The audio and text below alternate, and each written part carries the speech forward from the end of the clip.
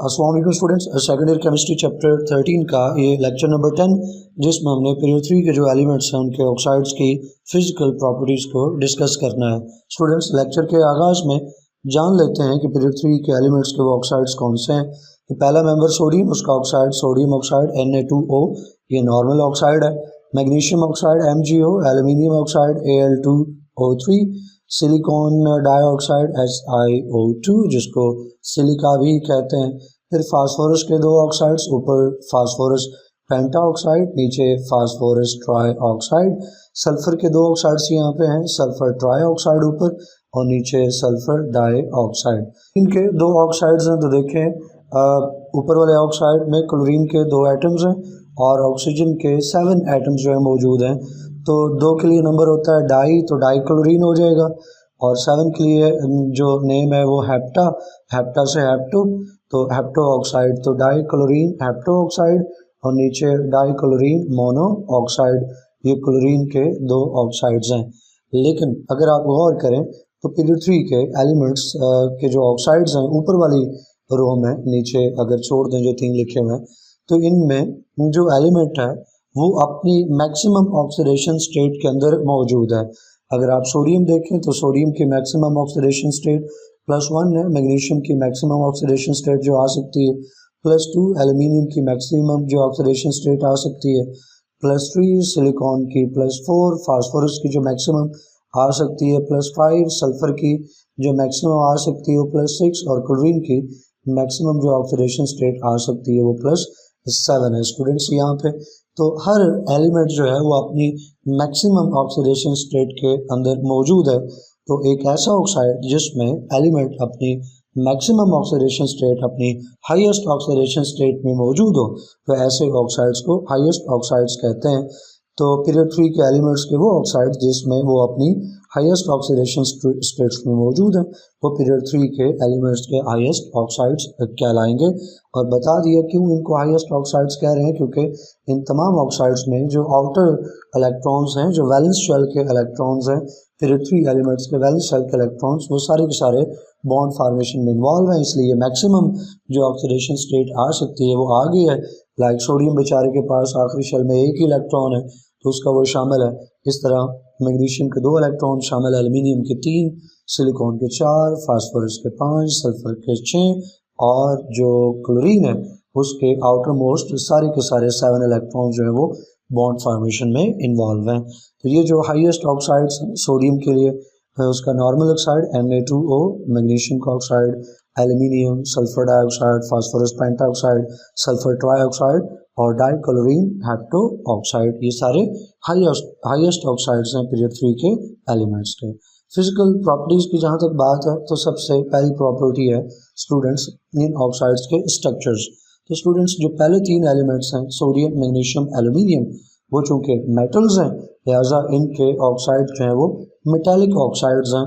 और metallic oxides हैं positive ions हैं, नेगेटिव आइंस हैं, तो ऑपोजिट आइंस से बने हुए जॉइंट स्ट्रक्चर्स हैं जो 3 डायमेंशनल अरे में अरेंज्ड हैं। तो ये जॉइंट स्ट्रक्चर्स हैं, मेटालिक ऑक्साइड्स हैं, आप आयोनिक ऑक्साइड्स भी इनको कह सकते हैं। जहाँ तक बात चौथा मेंबर है जो सिलिकॉन, उसके ऑक्साइड्स की बात की जाए, सिलिकॉन डाइऑक्साइड जिसको सिलिका कहते हैं, तो उसका भी जॉइंट स्ट्रक्चर है लेकिन कोवलेंट स्ट्रक्चर है। सिलिकॉन डाइऑक्साइड में जो बॉन्ड है वो कोवलेंट बॉन्ड है तो कोवलेंट बॉन्ड, लेकिन स्ट्रक्चर जो है वो जॉइंट स्ट्रक्चर है। लास्ट लेक्चर में बताया था कि उसमें होता क्या है कि सिलिकॉन, फिर आगे ऑक्सीजन के एटम, फिर सिलिकॉन, फिर ये सिलिकॉन फिर एक और ऑक्सीजन एटम के साथ, फिर वो एक और सिलिकॉन के साथ, यूं एक 3 डायमेंशनल एरे में ये ऑक्सीजन और सिलिकॉन आपस में लिंक होते जाते हैं तो एक जॉइंट कोवलेंट स्ट्रक्चर अब बनता है। फिर जहाँ तक बात आखिरी मेंबर्स की है तो फास्फोरस का ऑक्साइड हो, सल्फर का, क्लोरीन के ऑक्साइड्स हों, ये मालिक्यूलर ऑक्साइड्स हैं। यहाँ पे भी जो बॉन्ड है वो मालिक्यूलर है लेकिन ये जॉइंट स्ट्रक्चर्स नहीं है। फास्फोरस, सल्फर और क्लोरीन के जो ऑक्साइड्स हैं ये जॉइंट मालिक्यूलर ऑक्साइड्स नहीं है, बल्कि इनका हर जो मालिक्यूल है वो इंडिविजुअली एग्जिस्ट करता है। तो राइट हैंड साइड पे ये मालिक्यूलर ऑक्साइड जो जिनके के मालिक्यूल्स इंडिविजुअली एग्जिस्ट करते हैं, आपस में जुड़े हुए, कनेक्टेड नहीं है। दूसरी प्रॉपर्टी है स्टूडेंट्स मेल्टिंग और बॉइलिंग पॉइंट्स। तो स्ट्रक्चर के ऊपर ही मेल्टिंग और बॉइलिंग पॉइंट जो है वो डिपेंड करते हैं, क्योंकि स्ट्रक्चर जो है वो डिपेंड करता है स्ट्रेंथ ऑफ इंटरमॉलिक्यूलर फोर्सेस, और उन्हीं स्ट्रेंथ ऑफ इंटरमॉलिक्यूलर फोर्स पे स्ट्रक्चर और उन्हीं पे डिपेंड कर रहा है मेल्टिंग और बॉइलिंग पॉइंट। तो सोडियम से सिलिकॉन तक हम मूव करें तो सोडियम का ऑक्साइड, मैग्नीशियम, एल्यूमिनियम का ऑक्साइड, वो तीन मेटालिक ऑक्साइड्स हैं और जॉइंट आयोनिक मेटालिक ऑक्साइड्स बनाते हैं। सिलिकॉन डाइऑक्साइड का जो जॉइंट स्ट्रक्चर है वो कोवलेंट है, लेकिन जॉइंट स्ट्रक्चर्स हैं इन चारों के, जॉइंट स्ट्रक्चर्स होने की वजह से मेल्टिंग और बॉइलिंग पॉइंट्स इनके हाई हैं, क्योंकि जो जॉइंट स्ट्रक्चर है, 3 डायमेंशनल अरे है, उसमें स्ट्रॉन्ग जो बॉन्ड्स हैं वो आयोनिक ऑक्साइड्स के केस में और कोवलेंट जॉइंट स्ट्रक्चर के केस में उन 3 डायमेंशनल वे में अरेंज्ड हाई स्ट्रेंथ के साथ जो बॉन्ड्स हैं उनको ब्रेक करना खासा मुश्किल है। इसलिए जो जनरल ट्रेंड है सोडियम से सिलिकॉन तक वो ये है कि मेल्टिंग और बॉइलिंग पॉइंट्स इंक्रीज होते हैं। अब देन अगर हम बात करें स्टूडेंट्स अगले मेंबर्स की, फास्फोरस से लेके क्लोरीन तक के जो ऑक्साइड्स हैं इनके ऑक्साइड्स देखें तो फास्फोरस, सल्फर और क्लोरीन के ऑक्साइड्स जैसे बताया ये इंडिविजुअल मॉलिक्यूल्स की फॉर्म में एग्जिस्ट करते हैं, ये मॉलिक्यूलर ऑक्साइड्स हैं और फिर इंडिविजुअल मॉलिक्यूल्स की फॉर्म में एग्जिस्ट करते हैं, जॉइंट स्ट्रक्चर्स नहीं बनाते। इसलिए जो अट्रैक्टिव फोर्सेस हैं इन मॉलिक्यूल्स में वो वीक वांडर वाल्स फोर्सेस हैं, वांडर वाल डिस्पर्शन और डाइपोल डाइपोल इंटरेक्शंस या डाइपोल डाइपोल इंटरमॉलिक्यूलर फोर्सेस मौजूद हैं। ये रिलेटिवली वीकर फोर्सेस हैं आयोनिक और कोवलेंट बॉन्ड्स के मुकाबले में, इसलिए इनके जो ऑक्साइड्स हैं वो गैसेस की फॉर्म में, लिक्विड्स की फॉर्म में एग्जिस्ट करेंगे और जिनके मेल्टिंग और बॉइलिंग पॉइंट्स जो हैं वो लो होंगे रिलेटिवली। तीसरी जो फिजिकल प्रॉपर्टी है वो इलेक्ट्रिकल कंडक्टिविटी है। स्टूडेंट्स, इलेक्ट्रिकल कंडक्टिविटी का मतलब ये है कि ऑक्साइड किस स्टेट में या किसी स्टेट में क्या इलेक्ट्रिक करंट कंडक्ट करता है, पास करता है या नहीं करता। तो स्टूडेंट्स यहाँ तक बात आयोनिक ऑक्साइड्स की है। आयोनिक ऑक्साइड्स कौन से? वही मेटालिक ऑक्साइड्स जिनकी हम ऊपर बात करते आ रहे हैं, जिसमें सोडियम, मैग्नीशियम और एल्यूमिनियम है। यहाँ A1 लिखा है, it should be Al, aluminium oxide. तो आयोनिक ऑक्साइड्स, मेटालिक ऑक्साइड्स किसके? सोडियम, मैग्नीशियम और एल्यूमिनियम के। ये गुड कंडक्टर हैं इलेक्ट्रिसिटी के सॉल्यूशन की फॉर्म में और मोल्टन की फॉर्म में।